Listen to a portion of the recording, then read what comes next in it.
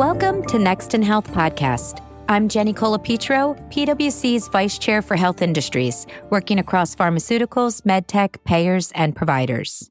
And I'm Igor Belokrinitsky, a principal with PwC Strategy End, where I get to help leading health organizations with their strategies and operating models. We cover all kinds of healthcare innovations on the podcast. And today we're going to talk about oncology in particular, because there's so many exciting innovations happening in oncology on the science front, on the technology front, on the reimbursement front, and also on the collaboration front in terms of how different organizations can work together to make progress in oncology. And we have a great guest to cover this topic. Ash Malik is a principal with PwC Strategy End, and he actually leads our Oncology Center of Excellence as a part of our pharma and life sciences team. So Ash, welcome to the podcast. Thank you, Igor. Thank you, Jenny. I look forward to the conversation. Excellent. Well, Ash, let's start at the start. Tell us how you see the oncology landscape evolving today and the role that innovation is playing. That's a great starting point. I think as we think through what's going on in the marketplace, patients are excited because there are new therapies coming to the market every day. However, as that is happening, the cost of care is going up substantially, and the payers are trying to manage the costs effectively through prior authorizations and other venues open to them. This is really squeezing the providers, the practitioners in the middle who want to met out the best care and yet be running a business that does bring something to the bottom line, a value that they may create for themselves and their shareholders.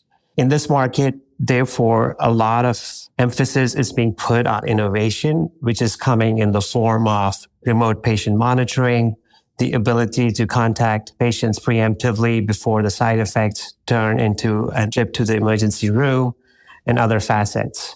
There is also extensive collaboration being driven across clinics, hospitals, AMCs, where possible, with the intent of not only driving improved outcomes, but also new business models where there can be value creation opportunities for everyone participating. That's great, Ash. And can you further drill down and share, how do you see this field using and applying different types of data? Data by far has become a currency, and I think it's being used in a good sense and a not so good sense, more on the annotation, right? We've all heard data monetization, commercialization. And yes, there are clearinghouses that are looking at claims, returns, et cetera, to drive better pharma models, so to say, so they may be able to contact their customers, their clients in a more effective manner. The other side of the coin is you are using data effectively to monitor certain patient cohorts. As we all know, clinical trials don't study every aspect, every patient with equal amount of detail. And with increased awareness, there is definitely a sense of people feeling responsible to take into account the more diverse population to make sure whether it's a socioeconomic or a demographic gap that it be addressed. This is where real-world data is playing a critical role. Now, the practices, the payers, pharma companies, the manufacturers who are making investments are able to study longitudinally patients on new drugs and able to see the nuances in their performance and outcomes, in their reaction to the drug itself, the safety profile, and therefore very quickly be able to make a case to the payers for placement on formularies because the outcomes are more positive for certain cohorts over others. And this, in general, would lead to a more efficient healthcare model.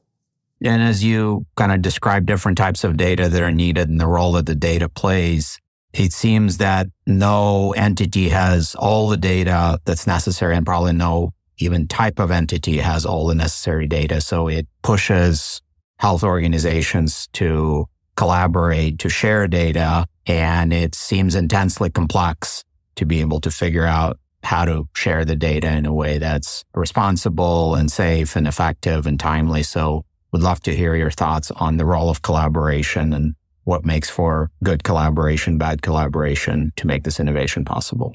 That's a great question and a complex one.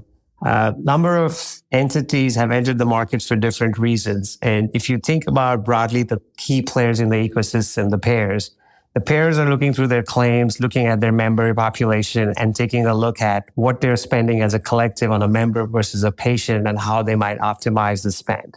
The provider is seeking the maximum value for their patients while making sure they're able to administer care with the exact amount of resources they need while continuing to be profitable, else they will no longer be in business.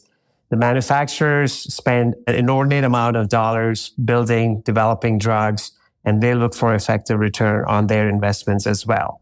And that list goes on, right? We could talk about pharmacies. There are some key players in there, some of the larger houses, etc. And they're also concerned about how they optimize the distribution model when the distributors come into play and so on and so forth. So there are a number of use cases around this data set, right?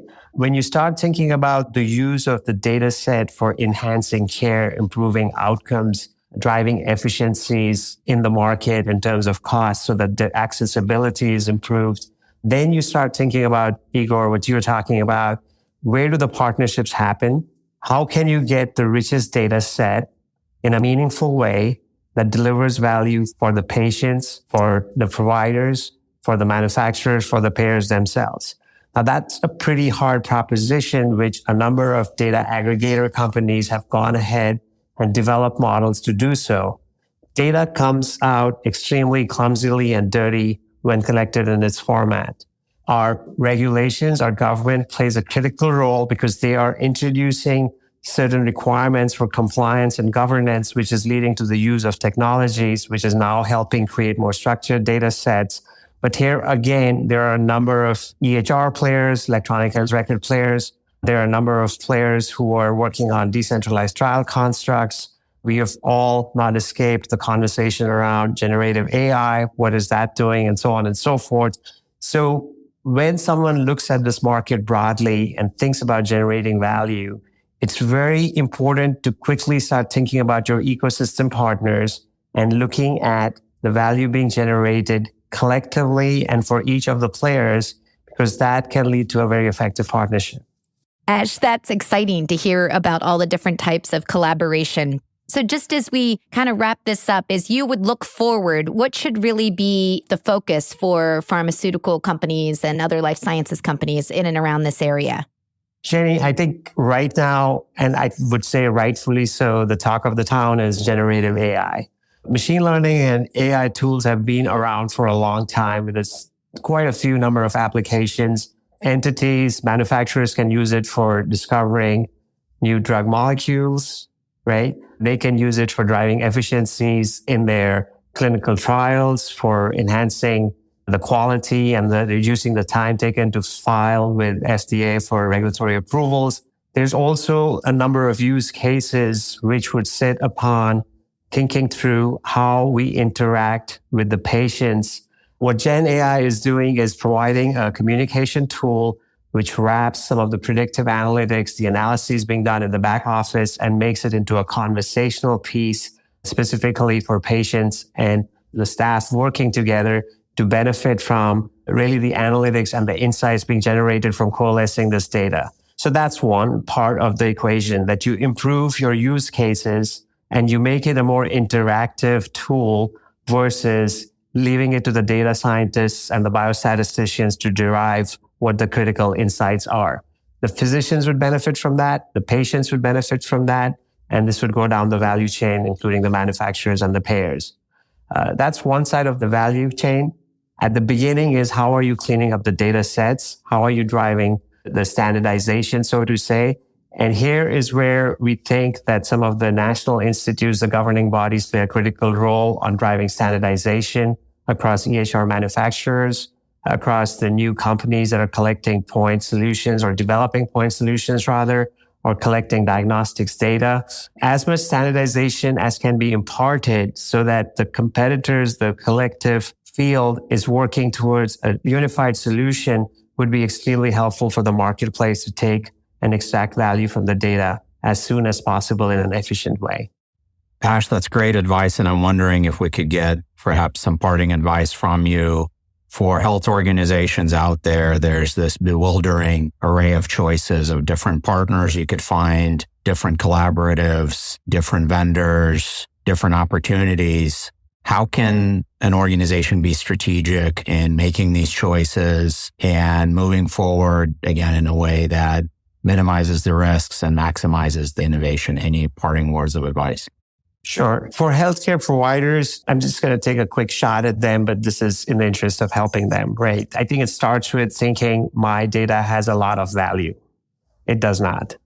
That value has to be generated through partnerships, whether it's through your peers or through adjacencies such as genomic testing companies that are specializing in decentralized trials or wearables, etc. And there is a significant investment required in technology infrastructure, not just buying equipment, but also in talent. So when you approach this as an opportunity, you want to go into it eyes wide open. And one of the first things you can do is take advantage of some of the agencies like PwC itself and others who do this work on getting a fair market value assessment of your data. And that is the starting point for you to think through, where am I wanting to go with this? What is my end use case? Am I trying to improve patient outcomes? Am I trying to drive more clinical research through my institution? Am I trying to provide better care? Am I trying to get better reimbursements? And on and on and on. Based on those use cases, you would then think about what data sets you need to get through collaborations, either through manufacturers or payers or clearinghouses, and start building your data sets to be very effectively utilized in the market for enablement of whichever use case you're looking at. So I'll leave it at that. It's a journey. It does not happen in 6 to 10 weeks. This can take about really 2 to 3 years to be optimized. And that's the other piece, to just think about being patient with the business model you're pursuing and expecting the returns to come in as they do over time. That's great advice, Ash, and really appreciate the practicality and the pragmatism of it. And of course, doesn't happen overnight, but alternatively, it sounds like if an organization wants to be a part of innovation in oncology and write the next chapter, it has to figure out a way to harness data and share data and make the most out of data. Without it, there just won't be innovation. So very timely and very helpful conversation. Thanks for joining us today. Thank you for the opportunity, Igor and Jenny. I really enjoyed speaking with you and look forward to the next conversation. For more on these topics and other health industry insights driven by policy, innovation, and care delivery changes, please subscribe to our podcast. Until next time, this has been Next in Health. This podcast is brought to you by PwC, all rights reserved. PwC refers to the U.S. member firm or one of its subsidiaries or affiliates, and may sometimes refer to the PwC network. Each member firm is a separate legal entity. Please see www.pwc.com/structure for further details. This podcast is for general information purposes only and should not be used as a substitute for consultation with professional advisors.